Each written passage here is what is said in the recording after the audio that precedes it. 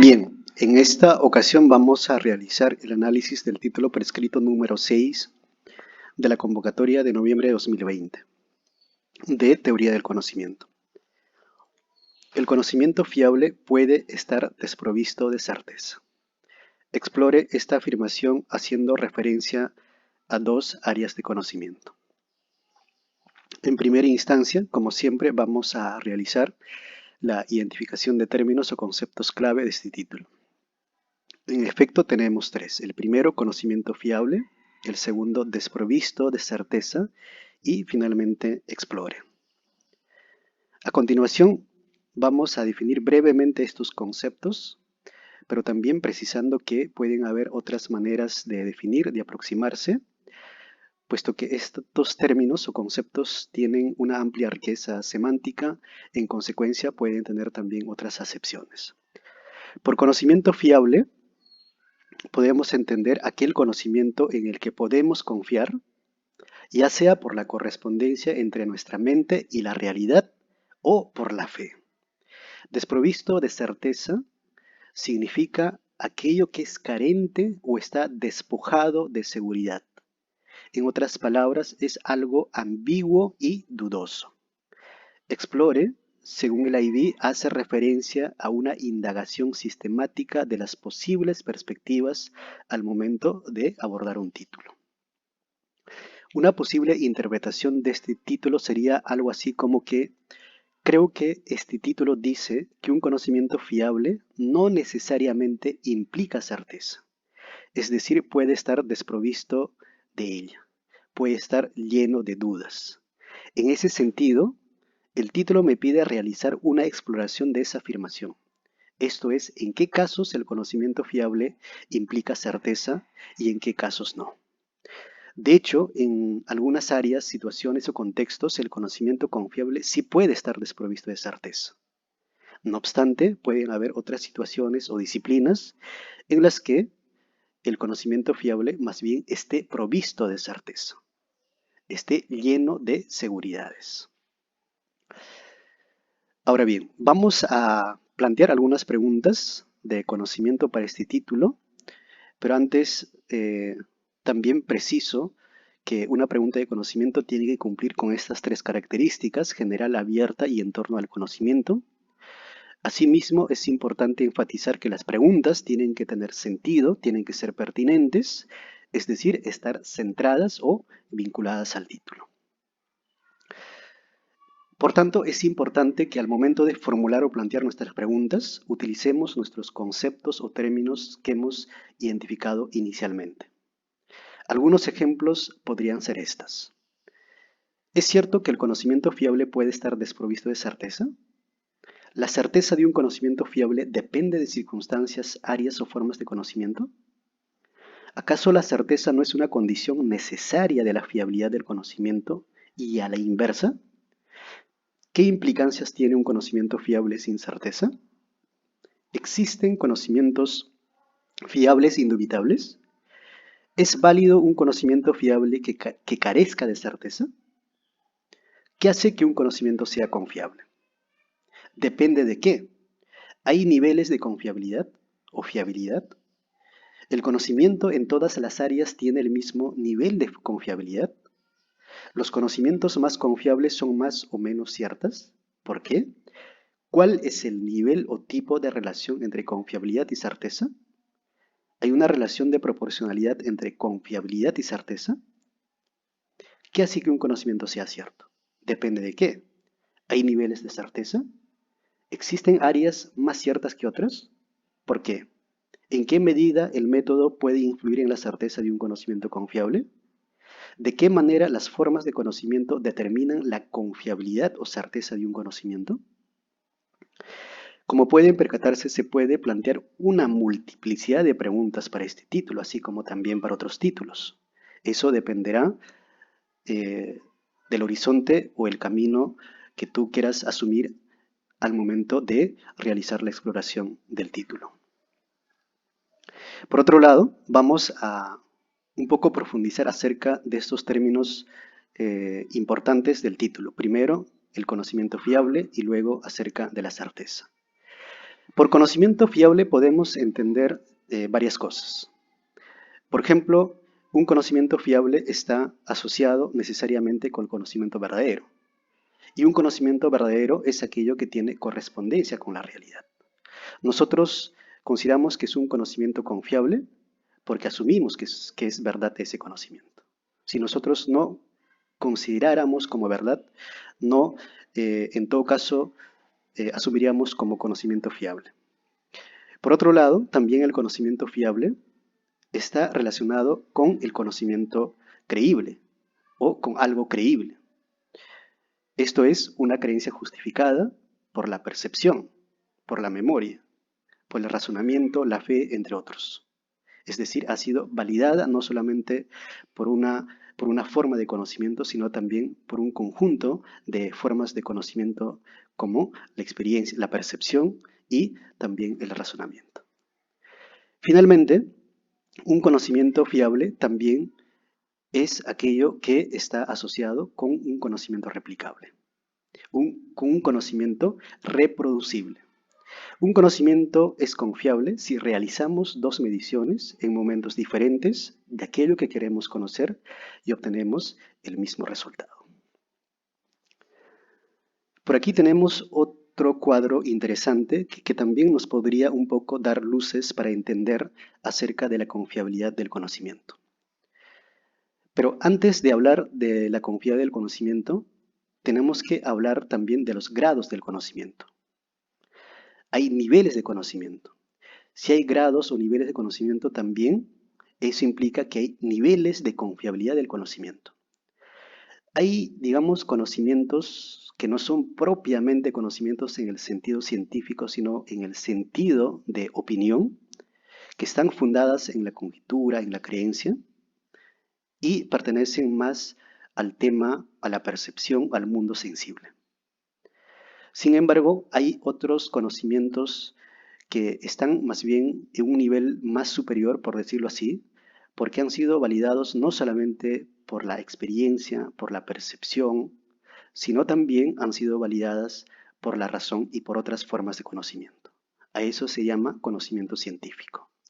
En consecuencia, el conocimiento científico, por lo menos desde esta perspectiva platónica, eh, basada en la razón, es más confiable que aquel conocimiento que solo está basada en la conjetura y en la creencia. Eso sería, por ejemplo, el mundo de la opinión. La opinión o una opinión es menos confiable que un conocimiento científico. ¿Por qué? Porque el conocimiento científico ha atravesado una serie de validaciones no solamente de una forma de conocimiento, sino de varias formas de conocimiento, pero también por cuestiones metodológicas, por cuestiones también de las maneras de aproximarse y validar el conocimiento. Esta tabla, digamos, va en el mismo sentido. Tenemos conocimientos de carácter más primario, por ejemplo, el conocimiento científico, y por aquí tenemos una serie también de creencias, de, digamos, conjeturas, y está también el tipo de conocimiento precientífico que tiene que ver con la protociencia, con la pseudociencia.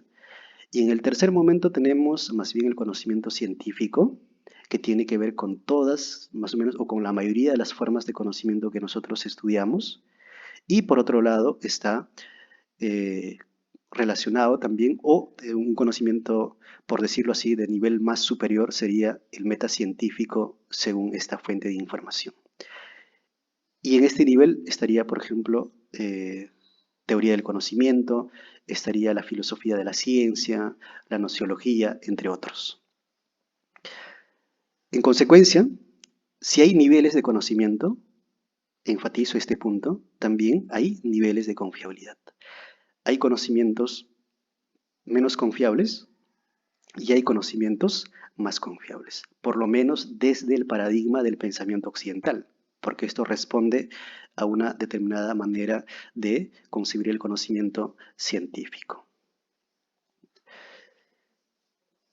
Y este cuadro también es ilustrativo y va más o menos en esa misma línea. Hay niveles de conocimiento y esos niveles de conocimiento están asociados con los niveles educativos o están relacionados con los niveles educativos. Hay conocimientos de orden más técnico e instrumental y hay otros conocimientos más de carácter teórico, filosófico, científico, epistémico y que, por decirlo así, serían más complejos pero también más confiables. Y los que están, digamos, en la parte inferior serían, por decirlo así, menos confiables o menos complejos. Ahora bien, vamos un poco también a profundizar respecto del concepto certeza. Por certeza se puede entender muchas cosas. ¿Ya? No necesariamente significa lo mismo en todas las áreas de conocimiento. No necesariamente significa lo mismo en las distintas disciplinas de conocimiento. Por ejemplo, en primer lugar, por certeza, podemos entender como estado mental, lo que es psicológicamente indudable, en el sentido de que S está seguro, tiene certeza de P. Pedro está seguro, tiene certeza de que va a aprobar el examen, tiene certeza. Es un estado mental, es un estado psicológico. Sin embargo, tenemos un segundo sentido de certeza como lógicamente necesario. Una noción muy rigurosa porque sobreentiende que todas las proposiciones contingentes, por el hecho de ser contingentes, son inciertas. Y los que son necesarias o lógicamente necesarias son certeros. Por ejemplo, si hoy llueve, necesariamente la tierra se mojará, ¿no? Es algo que nosotros podemos asociar lógicamente a partir de la observación.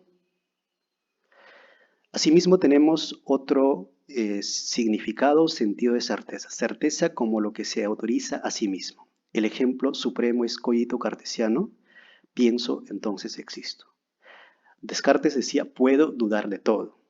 Puedo dudar de la experiencia, puedo dudar de mis sentidos, puedo dudar de la matemática, incluso puedo dudar de Dios, pero de algo no puedo dudar, que estoy pensando, que estoy dudando. Y si estoy pensando y estoy dudando, en consecuencia existo. A eso se llama pienso, dudo, entonces existo. También tenemos certeza como proposición incorregible, en el sentido de inmejorable, infalible, indudable, perfecto, por decirlo así. Ejemplo, todos vamos a morir. O sea, eso es una certeza, por decirlo así, absoluta, total, porque en efecto todos vamos a morir.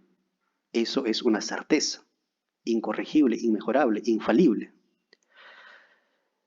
Otro tipo de certeza sería como lo que está más allá de una duda razonable. Es decir, lo que está más allá de una duda posible, imposible de dudar. Ejemplo, todo efecto tiene una causa. Todo efecto tiene una causa. Estos 5 sentidos podemos resumir en 2. La certeza tiene que ver primero con el sujeto, con el estado mental, con el estado psicológico del sujeto. Y por otro lado, la certeza también hace referencia a la proposición. Si una afirmación, una proposición es cierta o no es cierta. Es decir, aquello que afirma, aquello que dice el sujeto del conocimiento es cierto o no es cierto. ¿Tiene certeza o no tiene certeza? Entonces, al momento de realizar la exploración de nuestro título, tenemos que también abordar estos, digamos, dos sentidos importantes de la certeza. Si estamos hablando de la certeza en el sentido de estado mental o estamos hablando de la certeza de una proposición, que hemos explicado en estos 5 sentidos y estos 5 se resumen en estos 2, ¿no? De sujeto y proposición. Por otro lado, tenemos situaciones de la vida real para este título. Es importante que para realmente determinar si aquello que nosotros estamos considerando como una situación de la vida real es o no real, es importante utilizar estas preguntas. dónde, cuándo y a quién o a quiénes. Estos ejemplos de la situación de la vida real pueden ser del ámbito del conocimiento personal, es decir, experiencias personales, conocimientos personales, o pueden ser del ámbito del conocimiento compartido, es decir, de fuentes académicas. Asimismo, es importante tener en cuenta que tenemos que evitar ejemplos hipotéticos, imaginarios y generales. Y para evitar eso, utilicemos estas preguntas que nos va a permitir situar las situaciones de la vida real. Aquí tenemos una primera situación. En el mes de abril, exactamente el 13 de abril, la Universidad Católica publicó una información interesante, cuyo título dice lo siguiente. Investigadores de la Pontificia Universidad Católica del Perú presentaron proyecciones estadísticas sobre COVID-19 en el Perú. En resumen, lo que dice esta información, o por lo menos en ese momento, se dijo lo siguiente. Que este grupo de especialistas, 3 estadísticos, 3 expertos, 3 científicos, hicieron una proyección o estimación acerca del nivel de contagios o el número de muertos en las semanas de abril y mayo. Y ellos estimaron que más o menos desde el 12 de abril hasta el 30 de abril iba a ser el pico de contagios y el pico de fallecidos en el Perú por COVID-19.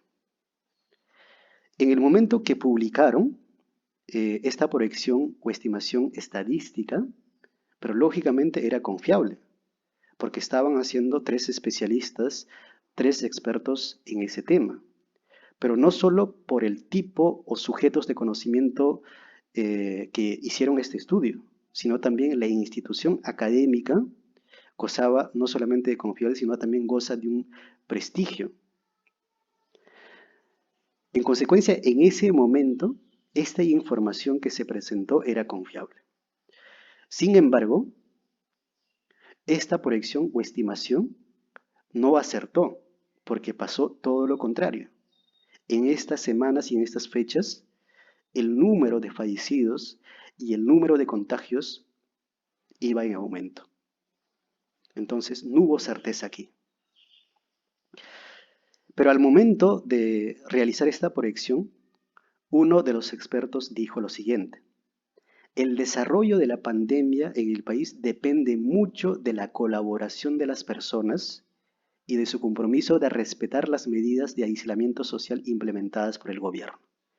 En otras palabras, decían, si bien es cierto nosotros estamos haciendo esta proyección estadística, pero dependerá mucho de la manera como se comportan las personas frente a las medidas establecidas. Y lamentablemente, muchas personas no cumplieron con las medidas establecidas porque tenían la necesidad de salir para poder sobrevivir. Entonces, si bien es cierto, esta información era confiable, pero estaba de hecho desprovisto de certeza. No había certeza. Por tanto, podemos decir, por lo menos en este caso, sí se cumple lo que se afirma en el título, que el conocimiento fiable o confiable puede estar desprovisto de certeza. En consecuencia, la estadística, que es una aplicación de las matemáticas, sí tiene un nivel de confiabilidad. Sin embargo, a veces puede estar desprovista de certeza, tal como nos muestra el ejemplo anterior. Por aquí tenemos una segunda situación, recogida por la BBC, y habla acerca de los estudios o publicaciones científicas.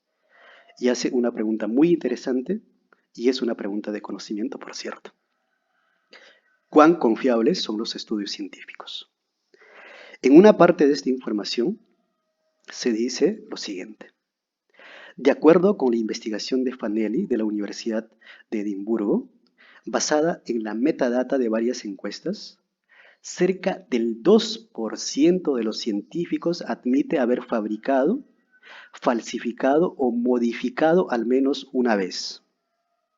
Un tercio de los especialistas confiesa haber realizado otras prácticas cuestionables, incluido descartar datos basados en un presentimiento y cambiar el diseño, metodología y resultado del estudio debido a presiones externas. Mientras que más del 70% asegura haber presenciado un comportamiento irregular de sus colegas. Nosotros consideramos muchas veces que las publicaciones científicas de las revistas más, digamos, que tienen o gozan de alta credibilidad, son confiables. Y al parecer, esta publicación, o por lo menos aquello que se dice en este punto, pues desdice. Porque lo que nos está diciendo es que las publicaciones científicas pueden estar, digamos, sembradas de errores, de prácticas cuestionables, incluso algunos datos pueden haber sido falsificados. Y en esa misma línea se hace una pregunta a uno de los editores ejecutivos de la publicación científica PLOS ONE. Cuando se le plantea la siguiente pregunta: si este es el panorama, es decir, de la falsificación, de la modificación de prácticas cuestionables, si este es el panorama, ¿qué tan fiables son los estudios que se publican en las revistas, por ejemplo, científicas? Y responde esta persona: en realidad no puedo responder a esa pregunta. En realidad no puedo responder a esa pregunta. Es decir, está dudando de la fiabilidad del conocimiento, no está seguro. Y es un editor ejecutivo de una de las revistas, en todo caso, más importantes de una publicación científica. Asimismo, se dice por aquí, Elizabeth Jorons, científica australiana, confiesa que no sabría determinar cuán fiables son los estudios publicados a diario si se toma en cuenta las estimaciones que indican que más del 70% de los resultados no pueden ser reproducibles de forma independiente. O sea, esto da mucho que pensar acerca de la fiabilidad de las publicaciones científicas.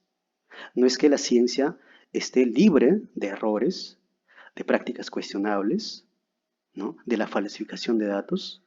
Parece que algunos científicos, por falta de ética o por falta de seriedad, también hacen que el conocimiento científico, por lo menos aquello que nosotros consideramos como conocimiento científico, sean menos fiables, estén desprovistos de certeza.